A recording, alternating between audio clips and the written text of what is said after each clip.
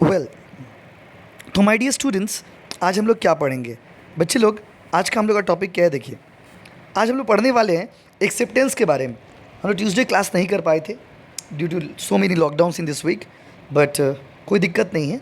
चलिए पढ़ते हैं। एक्सेप्टेंस का मतलब क्या होता है? तो माय डियर स्टूडेंट, एक्सेप्टेंस का मतलब होता है मैंने किसी को प्रपोजल दिया, सामने वाले ने एक्सेप्ट कर लिया। एक्सेप्ट कर लिया मतलब सामने वाले ने हाँ कह दिया। अगर आपने किसी को प्रपोजल दिया और सामने वाले ने उसमें अग्री कर गए तो वो होता है acceptance. My dear student, acceptance क्या होता है? तो कोई भी ऐसा प्रपोजल जिसमें सामने वाला आदमी अपना हामी भर दे। हामी भर दे मतलब सामने वाला आदमी उस बात से अग्री कर जाए, उसे हम लोग एक्सेप्टेंस कहते हैं। तो अगर आपसे कोई पूछता है कि बताइए एक्सेप्टेंस किसे कहते हैं, तो आप क्या बोलोगे? आप बोलोगे कि acceptance is the situation when the person to whom proposal is made agrees to the consent. जब वो आदमी जिसको आपने प्रपोजल दिया है, जब वो आदमी जिसको आपने प्रपोज किया है, जब वो आदमी इस चीज़ से एग्री कर जाता है, तो इसे हम लोग एक्सेप्टेंस कहते हैं। तो माय डियर स्टूडेंट्स, एक्सेप्टेंस एक ऐसा सिचुएशन है जब सामने वाला आदमी उस चीज़ में अग्री कर जाता है, उस चीज़ में हाँ बोल देता है। तो ये हम लोग पढ़ लिए। एक बार किताब में पढ़ लेते हैं क्या लिखा हुआ। बुक सामने आपके देखिए। An agreement emerges from the acceptance of the offer. Offer alone does not create any legal rights until acceptance. बोला सिर्फ ऑफ़र करने से तो नहीं होगा, ऑफ़र को तो एक्सेप्ट करना ज़रूरी है। अगर आपको मैं सिर्फ ऑफ़र कर रहा हूँ, that would not serve the purpose, क्योंकि ऑफ़र के साथ साथ एक्सेप्ट होना ज़रूरी है। तो offer alone does not create legal obligation. Offer करने से तो नहीं होगा, आपको तो एक्सेप्टेंस भी करना पड़ेगा। Acceptance is an expression by the offeree of his willingness to be bound by the terms of the offer.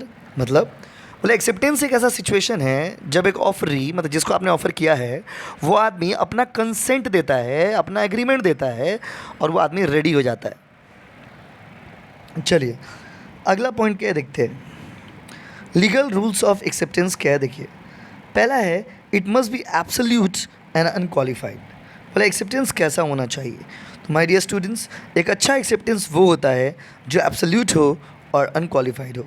Absolute मतलब कंप्लीट हो और अनक्वालिफाइड मतलब अनकंडीशनल हो। जब भी आप कभी ऑफ़र को एक्सेप्ट करने जाएंगे तो कुछ रूल्स को याद रखेंगे। पहला रूल है acceptance must be absolute and unqualified. My dear student, जो क्वालिफाइड एक्सेप्टेंस होता है वो वैलिड नहीं होता है। जैसे मैं आपको एग्जांपल दे रहा हूँ। मैंने आपसे कहा क्या आप मेरा कार खरीदोगे? आपने कहा यस, मैं आपका कार खरीदूंगा, लेकिन आप मेरा बाइक खरीदोगे तो you are ready to accept, but you are giving me a condition. My dear students, acceptance with condition is no way valid in the law. आप कंडीशन के साथ अगर एक्सेप्ट करते हो तो लॉ उसको वैलिड नहीं मानता है। माय डियर स्टूडेंट, कंडीशन के साथ अगर आप एक्सेप्ट करते हो तो लॉ उसको वैलिड नहीं मानता है। लॉ कहता है कि एक्सेप्टेंस अनकंडीशनल होना चाहिए, क्योंकि कंडीशन के साथ जो होता है वो एक्सेप्टेंस नहीं है। देखिए क्या लिखा हुआ है। An acceptance to be effective must be absolute and unqualified and all the term of the offer. A condition or a qualified acceptance is no acceptance at all. अगला है बाबू, it must be expressed in some usual manner. बोला गया है कि आप जो acceptance करोगे ना, आप यूजुअल मैनर में करोगे। यूजुअल मैनर मतलब जिस तरह से मैंने आपको ऑफ़र किया था उसी तरह से आप एक्सेप्ट करोगे। जैसे कि मैंने आपको कहा था कि whether you are accepting my offer or not, reply me in email. मैंने कहा था अगर आप ऑफ़र एक्सेप्ट कर रहे हो तो मुझे ईमेल में रिप्लाई करो, बट आपने मुझे व्हाट्सएप पे मैसेज कर दिया। अब देखो भाई, ये वैलिड एक्सेप्टेंस नहीं है, क्योंकि मैंने तो आपको ईमेल करने बोला था और आपने क्या कर दिया, तो आपने व्हाट्सएप कर दिया। माय डियर स्टूडेंट, लॉ कहता है, लॉ क्या कहता है सुनिए। लॉ कहता है कि आपका जो एक्सेप्टेंस होगा वो एब्सोल्यूट होना चाहिए, मतलब कंप्लीट होना चाहिए, अनक्वालिफाइड होना चाहिए, मतलब अनकंडीशनल होना चाहिए। दूसरा मैंने आपको पढ़ाया कि आप जो एक्सप्रेस कर रहे हो, जिस आप उसी मैनर में, उसी मेथड में ऑफ़र को एक्सेप्ट करेंगे, आप उसी मैनर में, उसी मेथड में ऑफ़र को एक्सेप्ट करेंगे जिस मेथड में मैंने आपको ऑफ़र किया है। अगर मैंने आपको कहा है कि reply me by email, you should reply me by the means of email only. देखिए क्या लिखा हुआ है। Except where the offer prescribed particular mode. बोला अगर एक पर्टिकुलर मोड दिया हुआ है तो आपको तो उसी में करना होगा, और अगर पर्टिकुलर मोड नहीं दिया हुआ है, the acceptance must be made in such a manner that it may come to the knowledge of the proposer. बोला अगर वो मोड एक्सप्रेस किया हुआ है, मोड बताया हुआ है कैसे एक्सेप्ट करना है, तो आप उस तरह से करोगे। और अगर मान लो एक्सेप्टेंस का मोड नहीं दिया हुआ है, तो आप उसको एक यूजुअल मैनर में करोगे, एक नॉर्मल मैनर में करोगे। तीसरा पॉइंट में आइए, it must be by the party named in the offer. बोला है एक्सेप्टेंस उस पार्टी के द्वारा ही होना चाहिए जिस पार्टी का नाम उसमें दिया हुआ है। अगर ये ऑफ़र राजू को किया गया है तो राजू ही उसको एक्सेप्ट करेंगे। अगर ये ऑफ़र पुष्पा को किया गया है तो पुष्पा ही उसको एक्सेप्ट करेंगी। अगर ये ऑफ़र गीता को किया गया है तो गीता ही उसको एक्सेप्ट करेगी। तो my dear students, acceptance must be by the party whose name is given in the offer. जिस पार्टी का नाम ऑफर में दिया हुआ है उस पार्टी के द्वारा ही एक्सेप्टेंस होना चाहिए। तो acceptance by someone else would not be the valid acceptance. अगला है, पढ़ते हैं इसको। An offer made to a particular person is to be accepted by him alone because he is the only party intended to accept. It cannot be assigned to another or accepted by another without the consent of the person making it. मतलब अगर मैंने offer आपको किया तो अगर आपकी धर्मपत्नी accept करेंगी तो वो वैलिड नहीं होगा। ऑफ़र मैंने आपको किया, एक्सेप्ट भी आपको ही करना पड़ेगा। बट हाँ, अगर आप कह देते हो कि मेरी धर्मपत्नी एक्सेप्ट करेंगी तो वैलिड हो सकता है। लॉ कहता है कि ऑफ़र मैंने जिसको किया है वही आदमी उसको एक्सेप्ट करेगा। बट हाँ, अगर सामने वाला आदमी रेडी है दूसरा आदमी से एक्सेप्ट करवाने के लिए तो वो हो सकता है। मतलब अगर आपने कह दिया कि भैया मेरी वाइफ एक्सेप्ट करेंगे या मेरे भाई एक्सेप्ट करेंगे तो इट कैन बी वैलिड। आपके कंसेंट से ये हो सकता है। अगला आइए, acceptance can not be in the acceptance must be communicated to the offerer. मैंने ऑफर में भी आप लोगों को पढ़ाया था my dear student, acceptance communicated होना चाहिए। कम्युनिकेटेड मतलब माय डियर स्टूडेंट फिल्मों में होता है, हिंदी सिनेमाओं में होता है कि मेरी खामोशी को तुम समझो, मेरे मन की बात को तुम समझो। माय डियर स्टूडेंट, यहाँ पे मन की बात और जन की बात नहीं होता है। In the eyes of law your speech should be there because your silence can not be equivalent to speech in all situation. आपका खामोशी हमेशा स्पीच नहीं हो सकता। तो माय डियर स्टूडेंट, लॉ कहता है कि आप जो ऑफ़र को एक्सेप्ट कर रहे हो उसको आप कम्युनिकेट करोगे। जैसे एग्जांपल दे रहा हूँ, मैंने आपको कहा will you buy my car. आप हाँ ना कुछ तो बोलेंगे, आप कुछ बोल ही नहीं रहे। या suppose you have accepted my offer, आपने मेरे ऑफ़र को एक्सेप्ट कर लिया बट आप मुझे रिप्लाई ही नहीं दे रहे हो, आप हमको कुछ बोल ही नहीं रहे हो। माय डियर स्टूडेंट, लॉ क्या कहता है? लॉ कहता है कि आपने अगर एक्सेप्ट किया है तो उस एक्सेप्टेंस को यू हैव टू कम्युनिकेट। क्योंकि अगर आप कम्युनिकेट नहीं करोगे तो पता कैसे चलेगा कि आपने किस ऑफ़र को एक्सेप्ट किया और किसने ऑफ़र को एक्सेप्ट नहीं किया। तो लॉ कहता है कि जब आप किसी को कोई चीज़ ऑफ़र करते हो और उस ऑफ़र को अगर कोई आदमी एक्सेप्ट कर लेता है तो जिसने उसको एक्सेप्ट किया है उस आदमी को कम्युनिकेट करना ज़रूरी है। मतलब वो आदमी आपको बताएगा कि हाँ मैंने एक्सेप्ट कर लिया है। Until you communicate your acceptance that would not amount to the valid acceptance. जब तक आप एक्सेप्टेंस को कम्युनिकेट नहीं करोगे उसे वैलिड एक्सेप्टेंस लॉ में नहीं माना जाएगा। देखिए क्या लिखा हुआ है,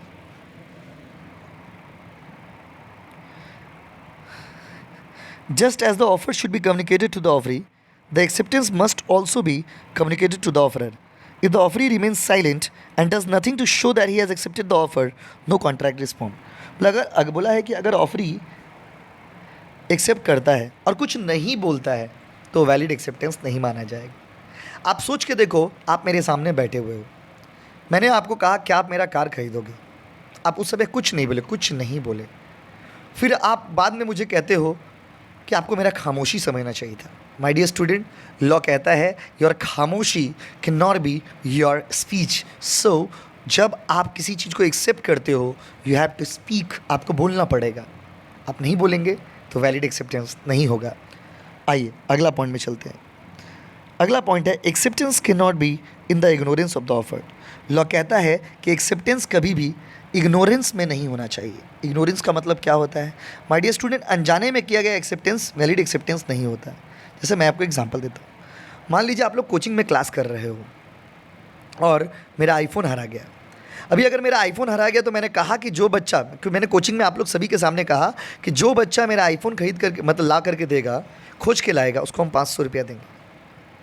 लेकिन माय डियर स्टूडेंट, वो आईफोन मान लीजिए किसी एक ऐसे बंदे को मिला जो उस समय उस कोचिंग में मौजूद नहीं था, उस कोचिंग में प्रेजेंट नहीं था। तो वो बंदा आकर के बाद में हमसे कंसिडरेशन क्लेम नहीं कर सकता। क्यों नहीं कर सकता? क्योंकि उस बंदे ने एक्सेप्ट किया है, लेकिन उस बंदे को तो पता ही नहीं था कि ऐसा कुछ ऑफ़र किया गया है। माय डियर स्टूडेंट, बिना जान पहचान के, बिना जाने से, बिना नॉलेज के, अनजाने में किया गया एक्सेप्टेंस कभी वैलिड नहीं हो सकता। तो याद रखिएगा कि इग्नोरेंस में कभी एक्सेप्टेंस नहीं होता है। तो when the two parties are not known to each other, when the offer given by the other party is not known to the other party, एक पार्टी ने ऑफर किया, वो बात दूसरा पार्टी को पता नहीं है, and that party has accepted somehow मान लीजिए उस पार्टी ने आकर के आपको कहा कि भैया हमने तो एक्सेप्ट किया, तो आप उसको तो पता ही नहीं था कि ऑफ़र किया गया है। माय डियर स्टूडेंट, अनजाने में कभी भी एक्सेप्टेंस वैलिड नहीं होता है। तो अनजाने में जो आप एक्सेप्टेंस करेंगे ना, उस एक्सेप्टेंस को वैलिड एक्सेप्टेंस नहीं माना जाएगा, क्योंकि आपने अगर एक्सेप्ट किया है तो यू हैव टू कम्युनिकेट कि ओके भैया मैं आपका फ़ोन खोज के लाऊंगा और आप मुझे पैसा देना। बट माय डियर स्टूडेंट्स, एक ऐसे बंदे ने मेरा फ़ोन खोज करके लाया जिसको ऑफ़र के बारे में कुछ पता ही नहीं था। माय डियर स्टूडेंट, लॉ कहता है कि एक्सेप्टेंस अनजाने में नहीं हो सकता। Acceptance can not be in the ignorance of the offer.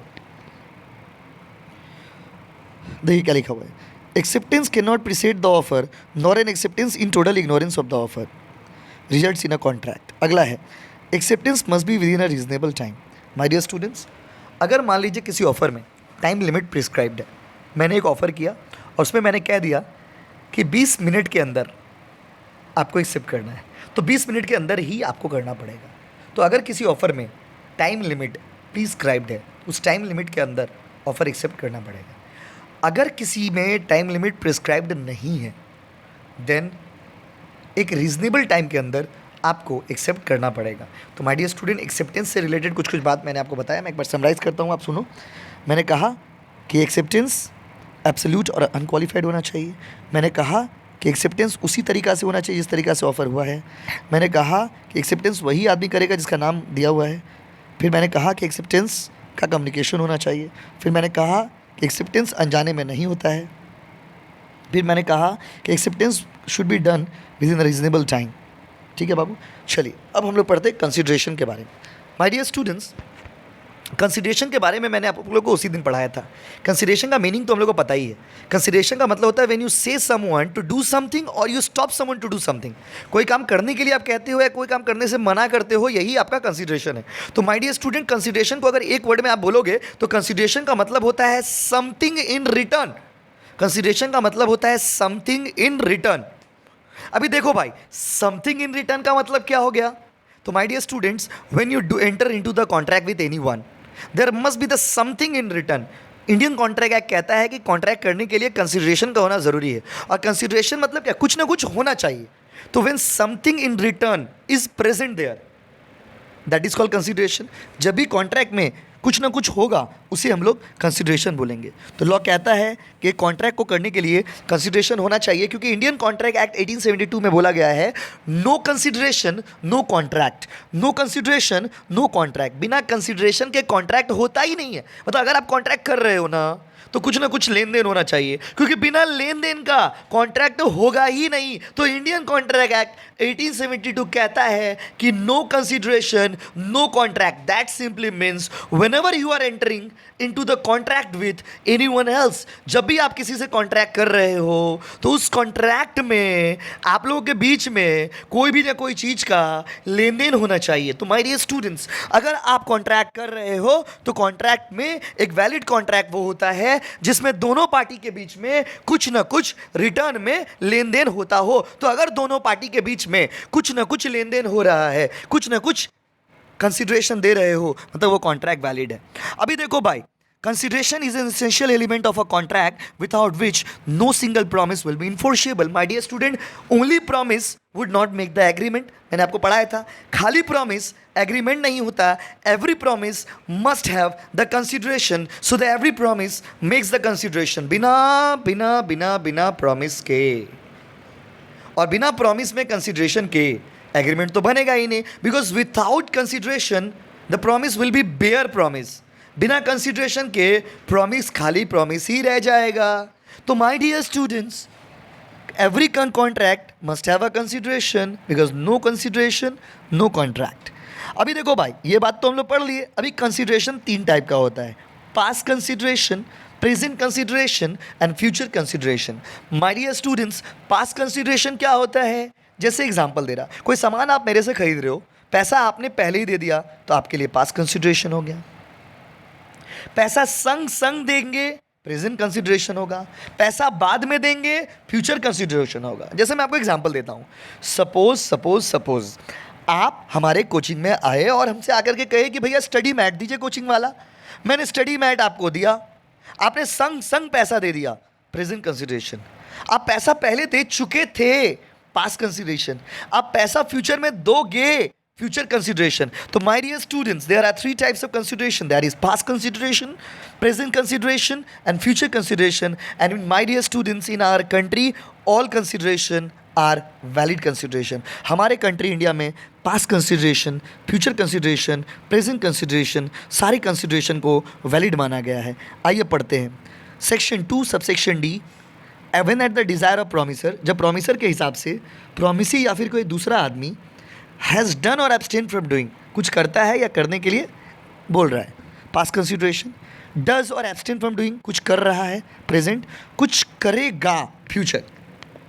तो कंसिडरेशन 3 तरह का भाई, पास्ट, प्रेजेंट और फ्यूचर। अभी देखते हैं किताब में क्या लिखा हुआ है। कंसिडरेशन में be classified into 3 types. And my dear student, in our country, in our Indian law, all 3 consideration may be past, may be present or may be future are valid consideration when at the consideration of one party was given before the date of promise. Promise से पहले consideration दे दिया, past consideration. Consideration which moves simultaneously with the promise, present consideration. And when the consideration is to move at the future date, it is called future consideration. तो my dear students, consideration 3 तरह के होते हैं। यहाँ तक आप इसको reading करिए, पढ़िए, समझिए। कोई डाउट होता तो आप पूछिए, फिर हम लोग आगे बढ़ेंगे। Thank you so much.